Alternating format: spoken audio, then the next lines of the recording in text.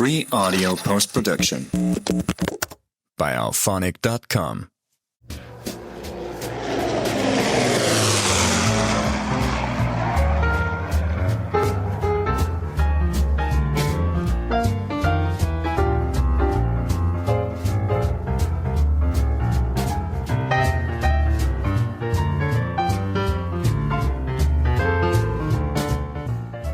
Hello and a very warm welcome to Never Mind the Dambusters, the podcast that goes beyond aircraft types and operation names to explore the people, decisions and consequences behind the air war in the Second World War.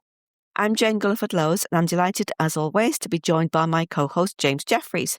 James, it's lovely to have you with me once again. How are you? I'm good, thank you. I can't believe this is our 66th, sorry, I'll be able to say it, episode already. It's, really building up. As usual, busy, buried with lots of writing and work. PhD is my life, about a quarter of it written. And as we're recording, I'm just submitting the next bit of work, finding out what I next need to work on. But yeah, plenty of Bomber Command in it. I don't want to give too much away because obviously it's an unfinished project, but slowly getting there. How are you, Jane? I'm fine. I enjoyed my beach sauna on the North Sea coast this morning at 8 o'clock. It was still dark. It was absolutely freezing. It was thick fog. The water was just like ice. The sauna was fabulous and I really enjoyed it. It was very invigorating. So yeah, I often do that on a Sunday morning. It's a really nice thing to do. Nice way to sort of round off the weekend, really. But that's been about it. Life is just so exciting. What can I say? Right. So let's just crack on then, shall we? So we are going to be talking about the Bomber Command raids on Rotterdam, 1941, with historian and I would say friend Erik Parker. We know Erik from the We Have Ways independent company community. And Erik's interest in aviation began early, shaped by growing up in the Northeast. Yay, another Northeast person. By an aviation background at home and by the influence of people around him who've lived and worked in flying. During the lockdown period, his research led him to uncover the story of a lesser-known Bomber Command raid and of the airman at its centre. Erik, a very warm welcome to Never Mind the Dambusters. It's wonderful to have you with us. Thank you very much, Jane. It's fantastic to be here. Now, before we get into the raid itself, it would be great to understand what brought you here, basically. You've mentioned about growing up in the Northeast with an aviation background. Can you tell us a little bit more about that and how your early exposure to aviation sparked your interest in Bomber Command? Certainly, yes. One of the interesting things about being part of the independent company community is you talk to a lot of people about sort of how they first got interested in this. And I think I'm probably one of those examples that never really had a chance of anything else.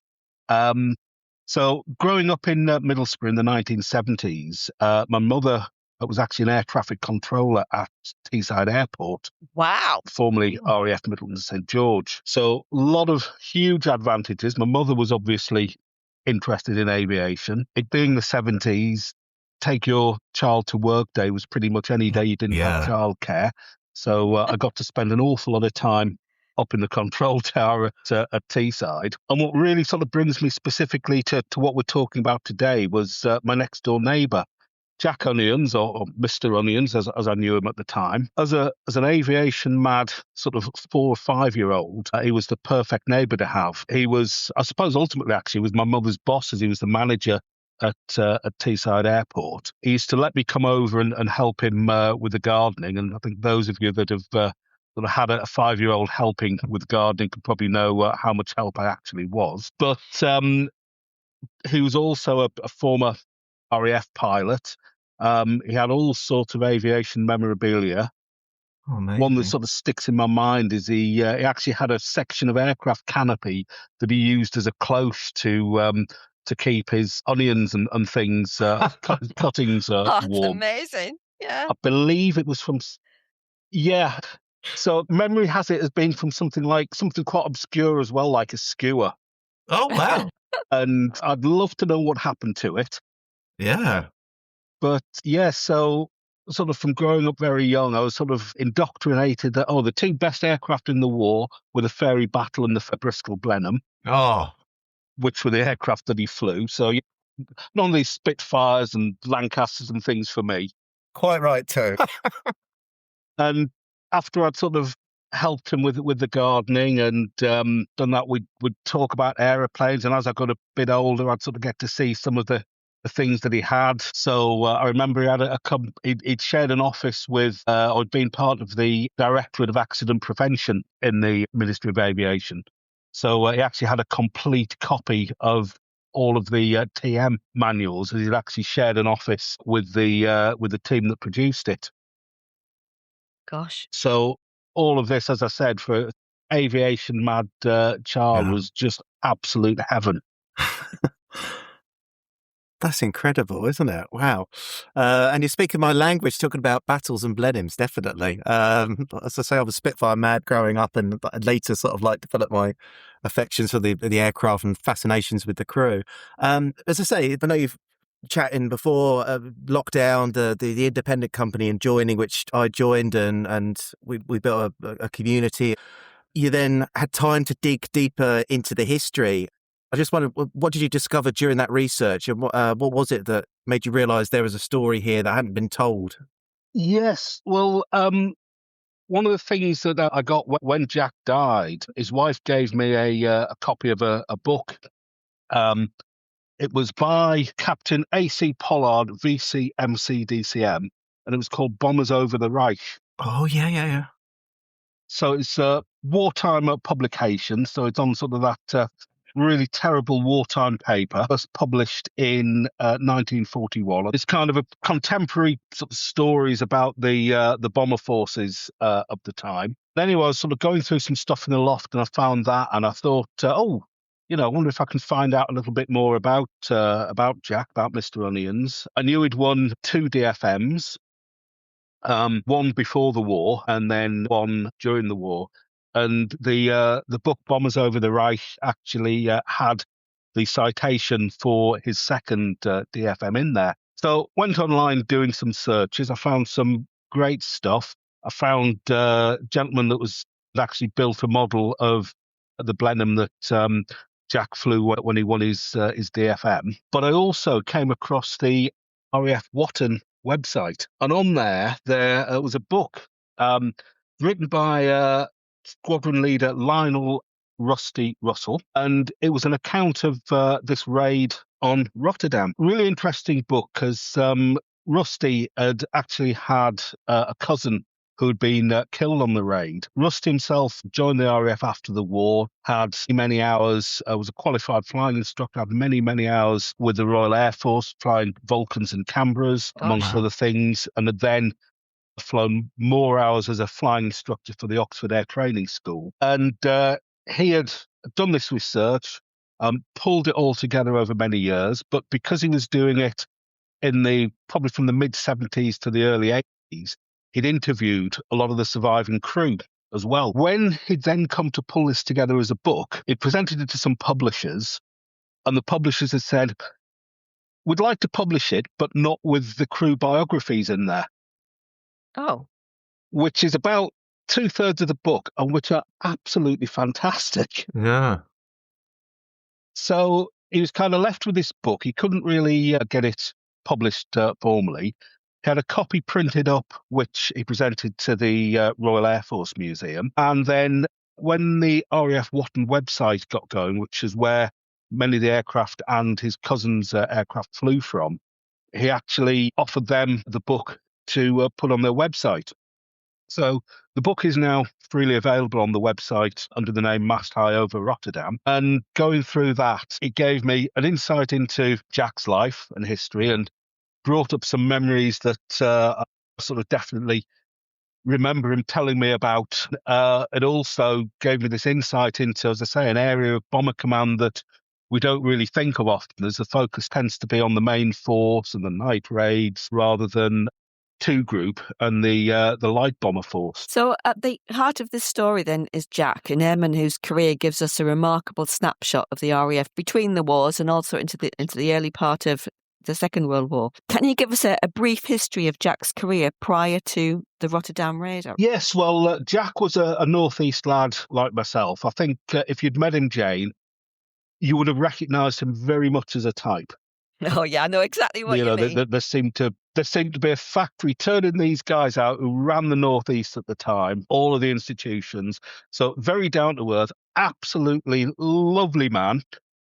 Always had a lot of time for, say, an inquisitive sort of 5 or 6 year old. And as I got a bit older, he'd originally joined the RAF back in 1929. Wow. Which again would have been, a very tough time in the Northeast with the sort of Great Depression really starting to bite. He joined us as an apprentice at RAF Halton and had trained as a fitter aero engines. After that, he was then posted to the RAF parachute school. And again, I remember seeing photographs of him hanging off the wing of an aircraft. Good grief. So he was there for 3 years. He then decided he wanted to sort of see a bit more of the world. So he applied and was posted out to join 11 Bomber Squadron out in Risalpur in what was then India, on patrols over the northwest frontier. Wow. Whilst he was there, he also volunteered as an air gunner, as the air gunner role wasn't actually a specialisation within the Air Force at the time. So it was more kind of unpaid volunteer basis. So I remember sort of telling me stories about flying over the northwest frontier, and there would be issued what they called ghoulie chits. So that if the aircraft was shot down, they would give these to the locals, and it basically promised the locals money if the crew were returned unharmed. It said that the ghoulie chit for the air gunner was only worth £50, whereas for the pilot it was £100. That figures, yeah. And I also remember, stories of they would go and hire bicycles at the Khyber Pass. So he'd served, as I say, as an aero engine fitter there, but with his secondary role as an air gunner. So when he applied for pilot training, he was approved for that. Came back to the UK initially, did an initial course on the Blackburn B2 from Brough. And once he'd completed that, he was then posted out to 4th Flying Training School in Abu Suair in Egypt. Completed his training in 1937 out there. Was initially posted to a Vickers Valencia squadron, but felt that would be rather dull and he wanted something that had a bit more action. So he managed to get himself posted to a 6 Bomber Squadron at Ismailia, flying the Hawker Hart and the Hawker Hardy. I've never even heard of these half of these aircraft. So the Hawker Hart, it's sort of quite a well-known, very sort of shiny silver pointy bomber. There's and then Hawker kind of used this as the basis for a whole number of aircraft. So there's a Hawker Fury, which is a single-seat fighter, and then the Hawker Audax, which was an Army Cooperation aircraft. So it had bomb racks and a hook underneath to pick messages up from the ground. And then the Hawker Hardy was the desert version of that. So it was a single-engine biplane, as I say, sort of beautiful silver aircraft. I think there are still some Hawker Harts around in the UK. Yes, yeah. And he was flying those over Palestine for the Arab uprising. So it was during that time, while he was over Palestine, that he actually won his first Distinguished Flying Medal, which was in 1939, April. And I remember him showing me the medal and actually showing me the letter of congratulation that he received from who was then the Air Officer Commanding Middle East, who was an A.T. Harris. Don't know whatever became of him later on. No idea.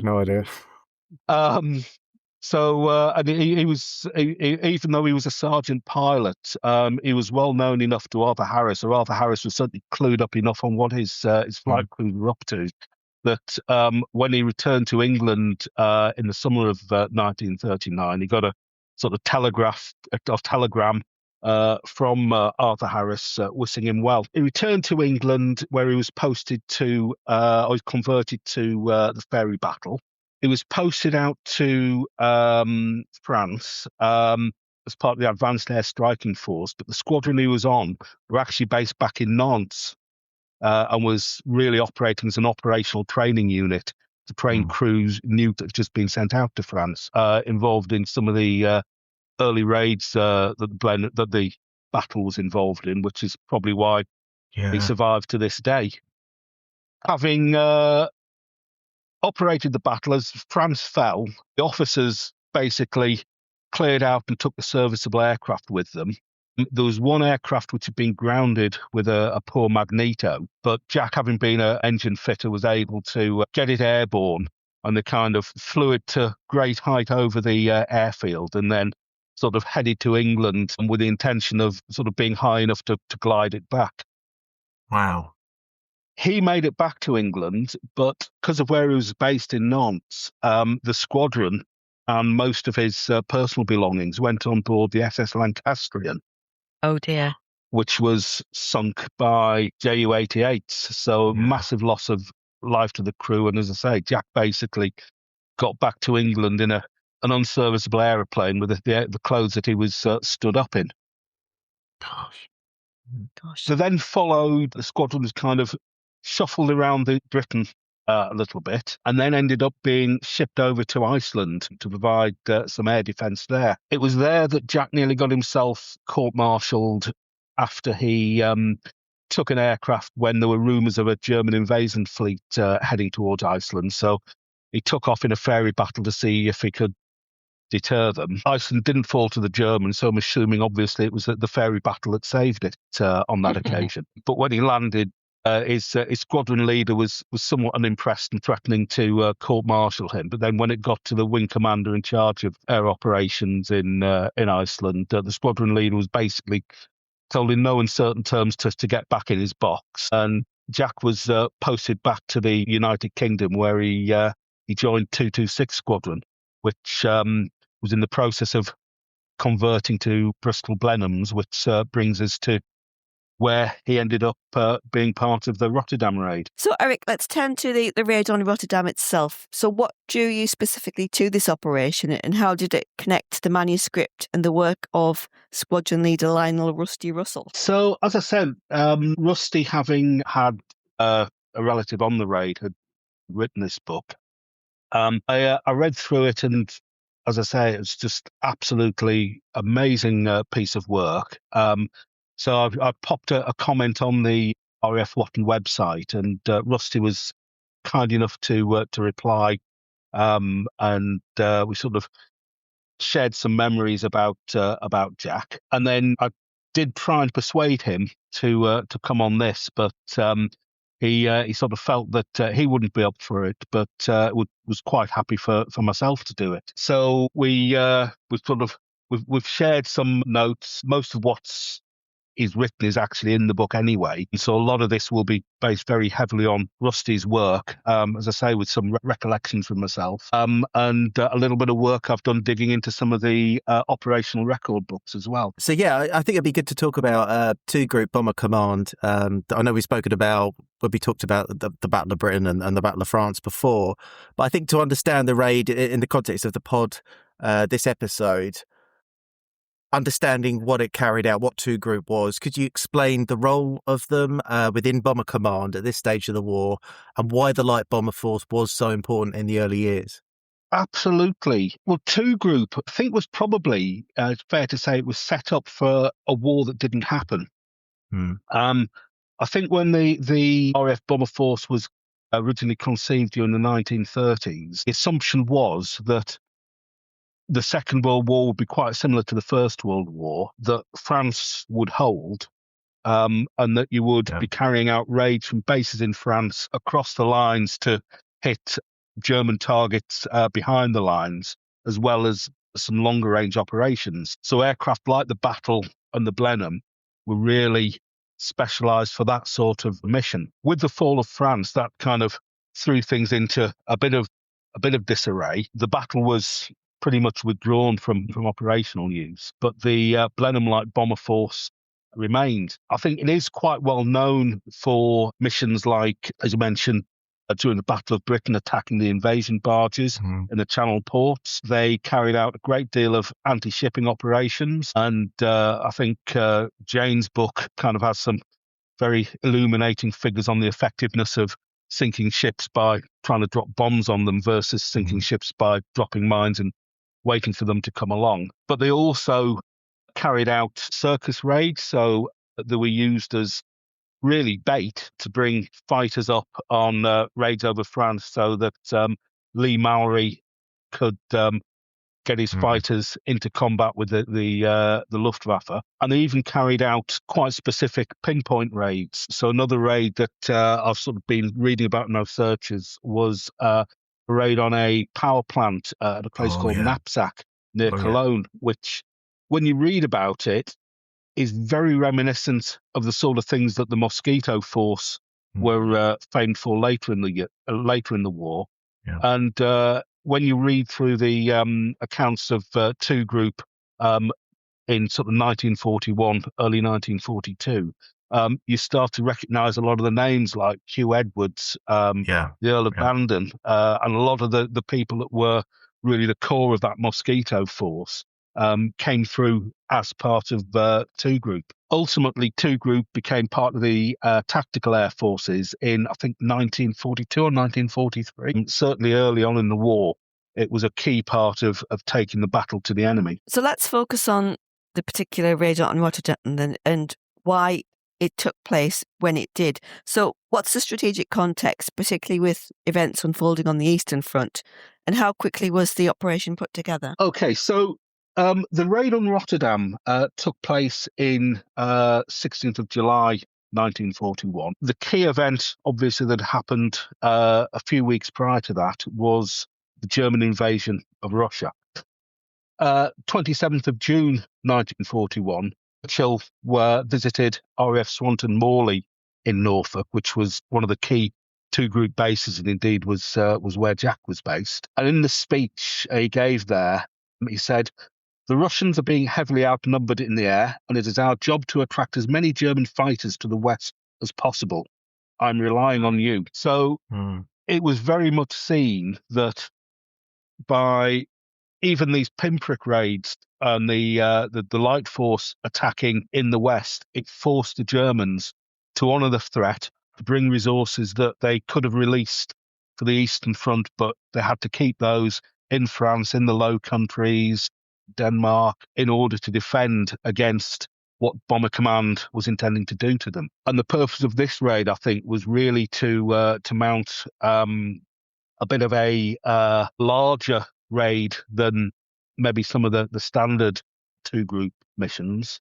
The impression I get as well, reading through a lot of this, is you had a very good position on 2 Group in being able to use them for propaganda. Single-engine aircraft you couldn't really film from. The night bomber force, they flew pretty much singly. They flew at great altitude and they flew at night, so there wasn't really anything to see. But with the light bomber force, they were low level. It was daylight. There was a multi-crew aircraft, so you could issue cameras to the gunners, to the observers, and you had these raids where they were flashing in at 30 feet above the ground. There'd be formations of aircraft, so you could see other aircraft around. Eric, why was Rotterdam chosen as a target in the first place, though? That's what I'm not getting. So, what was the significance reconnaissance of aircraft had, obviously Rotterdam is one of the major ports in Europe, and reconnaissance aircraft had spotted a build-up of shipping traffic in there. There was the normal day-to-day traffic, and one ship particular that had been sighted was a Dutch liner called the Balearen, 17,000-ton liner, and the intention was to prevent this falling into the hands of the Germans. So part of the raid was to hit that particular ship. Well, I think now that we've talked through the build-up leading to this, we should talk about the raid itself and what happened. So let's discuss this: assembling the force, preparing the crews, picking the route, the timings. What actually happened on the day itself? How did the raid play out?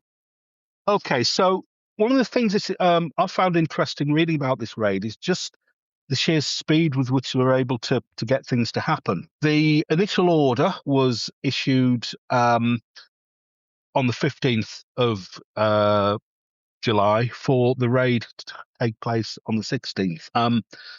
It involved 36 aircraft were required to carry out low-level attack on shipping in docks, fighter escort provided to cover the withdrawal, and the operation was expected to take place at around 1600 hours. Aircraft were to be provided from the following stations: Wotton, 2 boxes of 6 aircraft; Wattisham, 1 box of 6 aircraft; Horsham, 2 boxes of 6; Swanton Morley, 1 box of 6. And ultimately, the operation was to be carried out by 2 waves of 18 aircraft operating in 3 boxes of 6.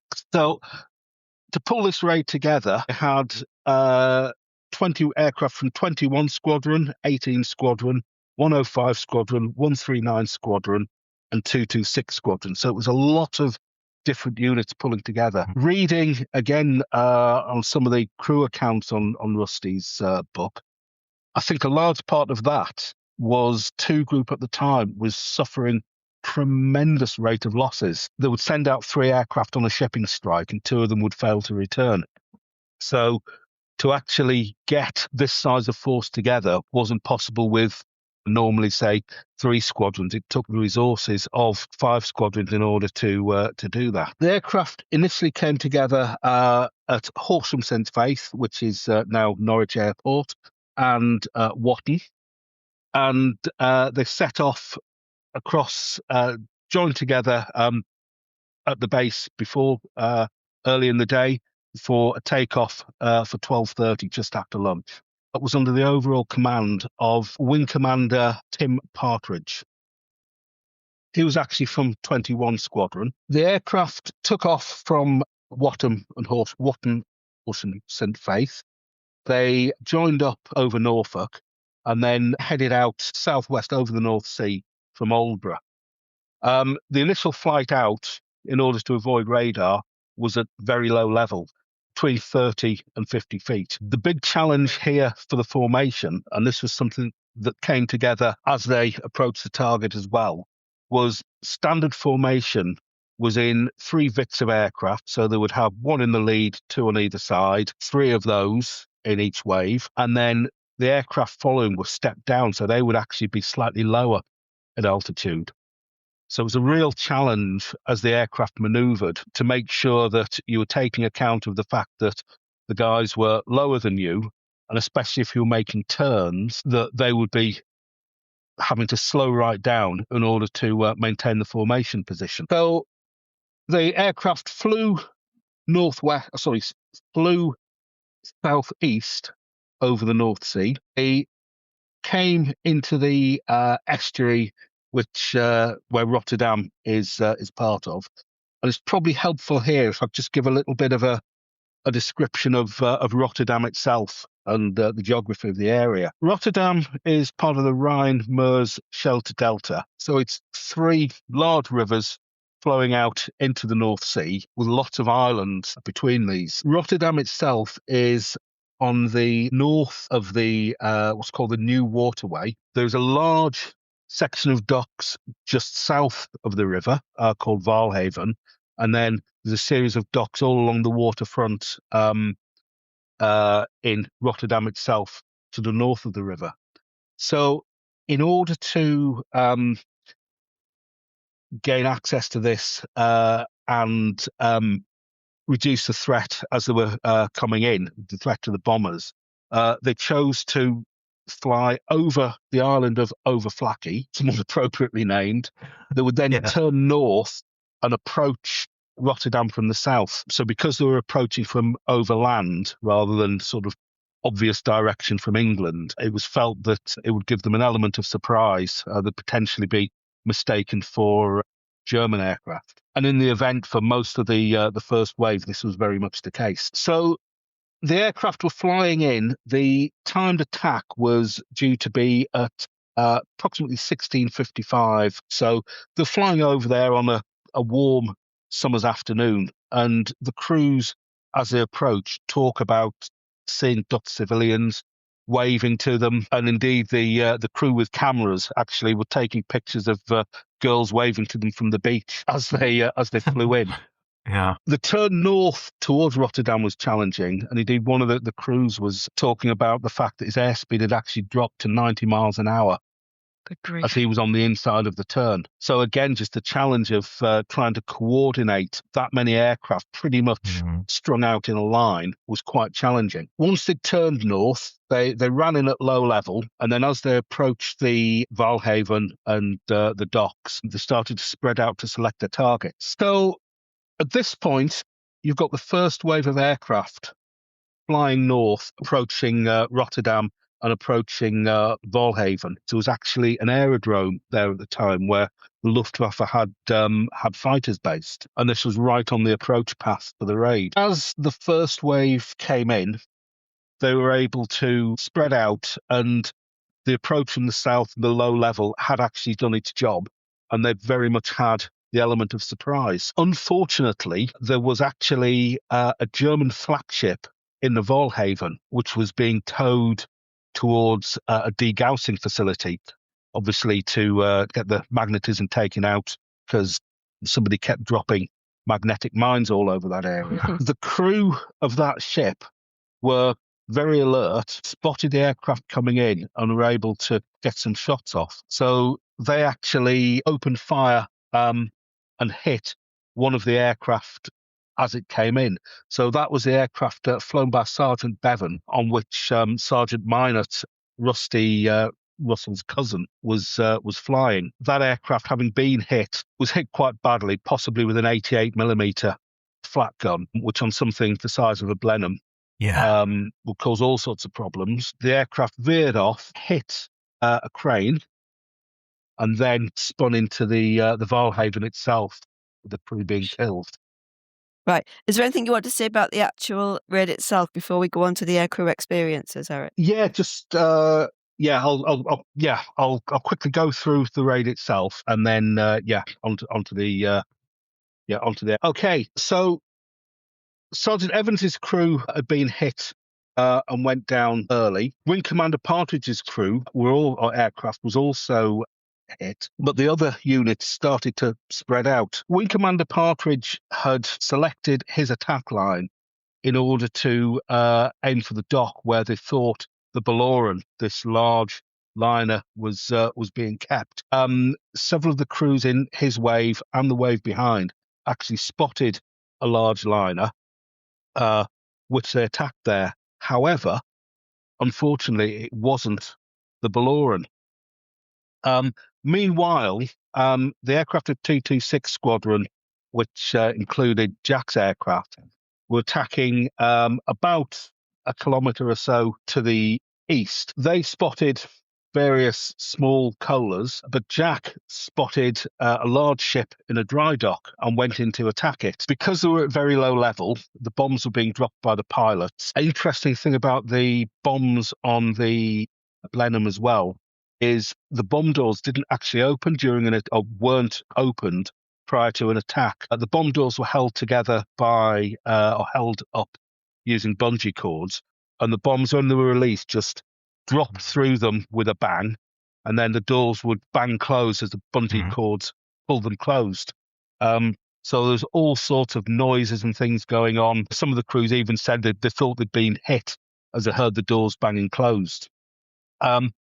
Jack successfully dropped his bombs on this ship, which he saw in the dry dock, and his gunner got his Leica and took the photos as they flew away. It turned out that had been the Baloran, which the Germans had renamed the Strasbourg. Unfortunately, they were in the process of converting it to a hospital ship. So one of the things the photograph that Jack's gunner had taken showed was a great big red cross painted on the side of this ship. Ah, yes. So the first wave pulled clear. By this time, of course, all of the flat guns, and there was something like 11 flagships positioned in and around the port of Rotterdam, plus various guns on the ground as well, opened fire. So the second wave caught an awful lot more flak. One of the aircraft was shot down. The crew were survived, but later died in hospital. Another aircraft was shot down, managed to keep going over the centre of Rotterdam, and the pilot actually managed to successfully make a wheels-up landing. Two of the crew, I think one had a broken leg, and the other had been thrown through the observer had been thrown forward through the nose perspex. So they were hurt and weren't mobile. But the pilot, squadron leader Sidney Smythe, was actually okay. So he merged with the crowd that had sort of joined around this crashed aircraft.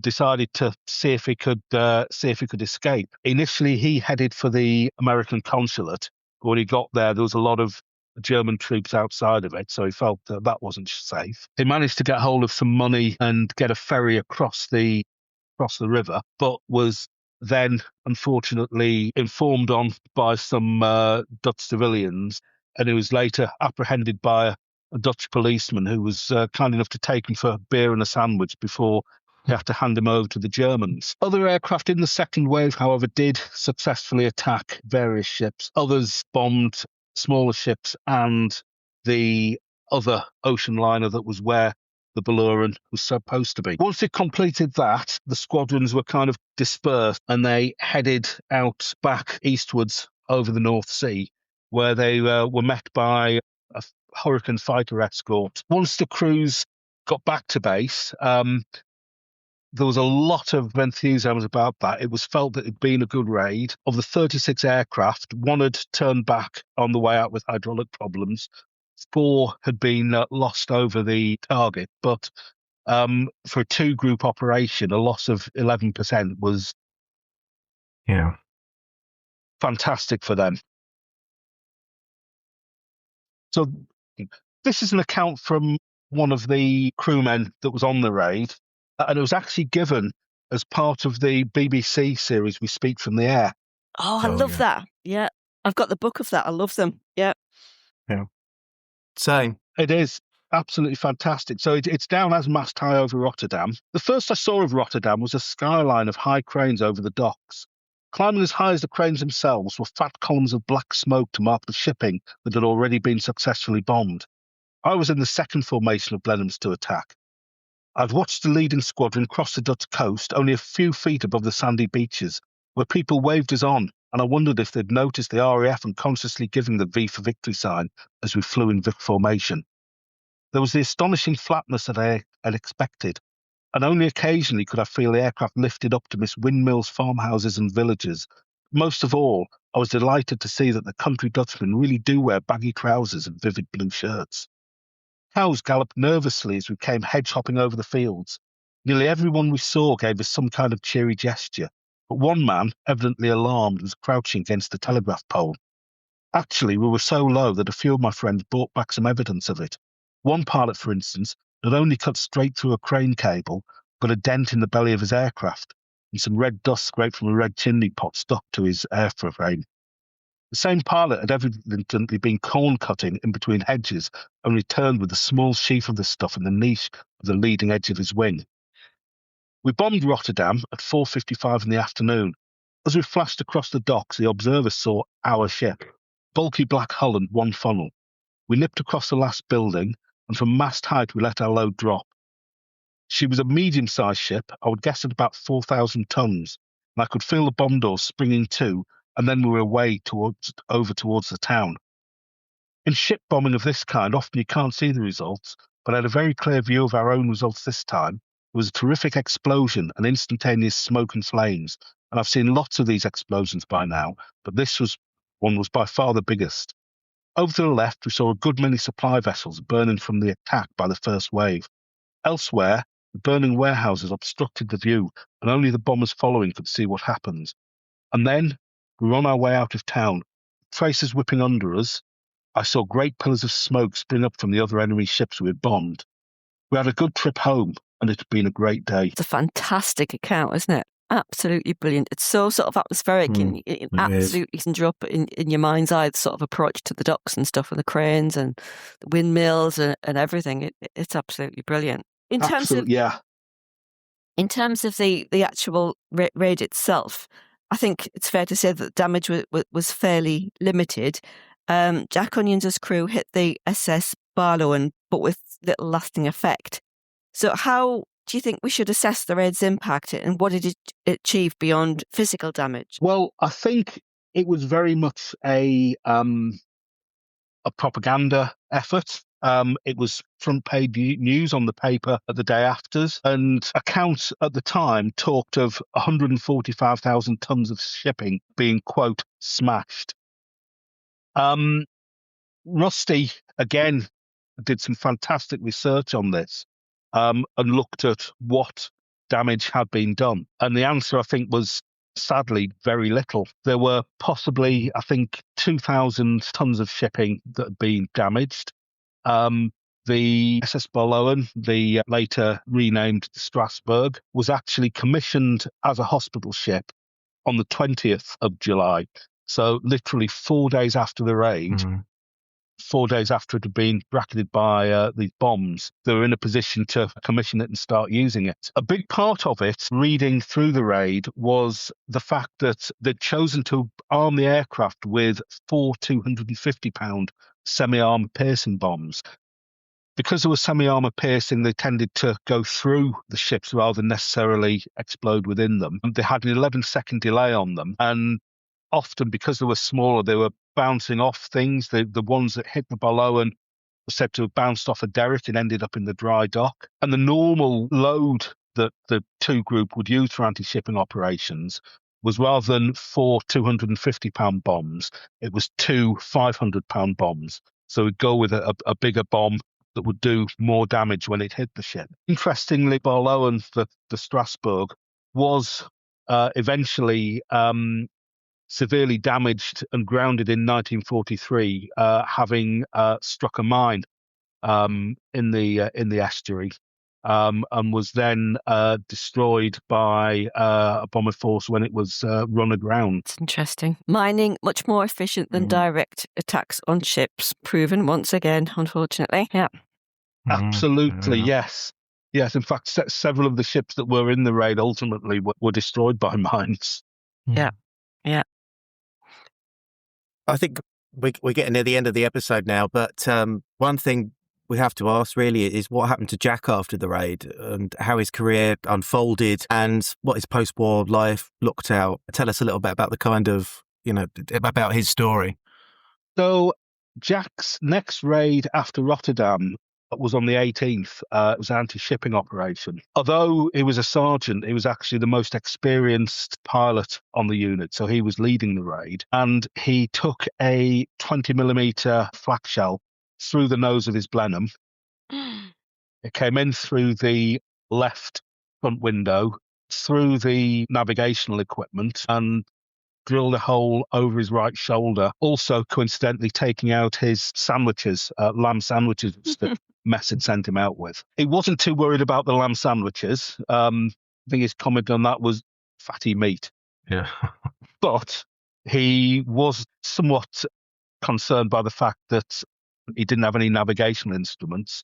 That said, he still managed to lead the formation back to Swanton Morley, which is a grass airfield. When he got to Swanton Morley, he didn't have any hydraulics, so he actually had to put the aircraft down on the belly and sort of come to a sliding stop. For that, he was awarded his second Distinguished Flying Medal. And one of the interesting things about medals is that often it was said it was easier to get a Distinguished Flying Cross, with sort of officers looking after officers, than it was to get a Distinguished Flying Medal, let alone 2 of them. Yeah. Shortly after that, he was commissioned. After that, he came off operations and was sent to various courses as the OTU and as a flying instructor. He flew a wide range of aircraft as part of that. He also ultimately commanded RAF Bicester, which was the home of the RAF's first helicopters, flew the Sikorsky back during the war. He was part of the Flight Safety Directorate, and also was involved in the units that were part of the forces of occupation in Germany after the war, finding out what has happened to aircrew, one of whom was in fact his cousin, who'd been shot down on a Wellington raid in 1942. After the war ended, he remustered in the secretarial branch of the RAF, so became an admin officer, served out in Sri Lanka and Beirut, which is a city he had great affection for. When he left the Air Force, he applied for and got the job as manager of Teesside Airport, local airport in the northeast. Interesting one, which I only discovered last year as well, was I was reading Paul Beaver's biography of Eric Winkle-Brown. Oh, yeah. And one of the jobs that he'd actually applied for straight after the war was this role as manager of Teesside Airport. So I think it says something about the caliber of Jack that, he was the sort of person that he could get a job over. Gosh, it's very impressive, isn't it? Yeah.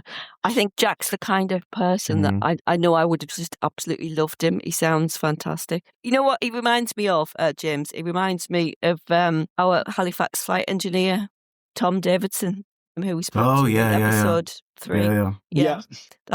Sounds like exactly the same kind of fella. Yeah, lovely. Yeah, I mean, the line Rusty uses when he starts his biography of him was, "Two Group was graced with a plenitude of dynamic personalities such as Sir Basil Embry and the Earl of Bandon. Jack Onions was certainly another, but he did not reach the highest echelons of the RAF, was the service's great loss."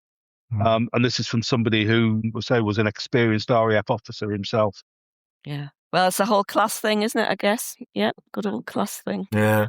Indeed. But if anybody wants to find out more about this, as I say, it's one of the finest war history books that isn't published, but it means it's actually available free of charge on the RAF Watton website. So if you Google Mast High over Rotterdam, or just go onto the RAF Watton website. I will put the link in the show notes, so we'll just ping that over and fantastic. Put the link in. Yeah. RAFWatton.uk. Perfect. Yeah, you can download it there, and it's a fantastic read. So, Eric, sadly, we do have to wrap things up. Thank you so much for joining us and sharing this. It really, really is a fascinating raid.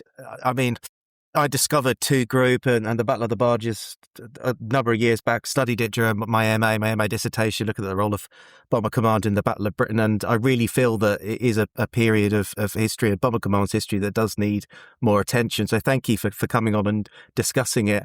And it is a reminder that Bomber Command, the popular narrative or the more familiar narrative, is heavy bombers, the Lancasters and the later years and Harris.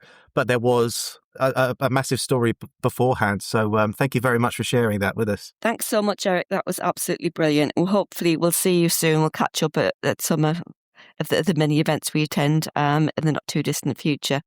Thank you, as always, to everyone who's been listening too. If you've enjoyed this episode, please consider leaving us a rating or review on your podcast app. It really does help others discover the show. You can also support Nevermind the Dambusters for as little as £2.40 or $3 a month. Details are in the show notes. That keeps us going in terms of our software and production costs. We'd love to hear your thoughts, so do join the conversation in our Facebook group or across social media. Next week, we're joined once again by German historian Thomas Frost to discuss the sharp end of Bomber Command operations, and in particular how bomb disposal was dealt with in the city of Hamburg. That's going to be quite exciting. I'm really looking forward to that one. So until next time, take care and goodbye.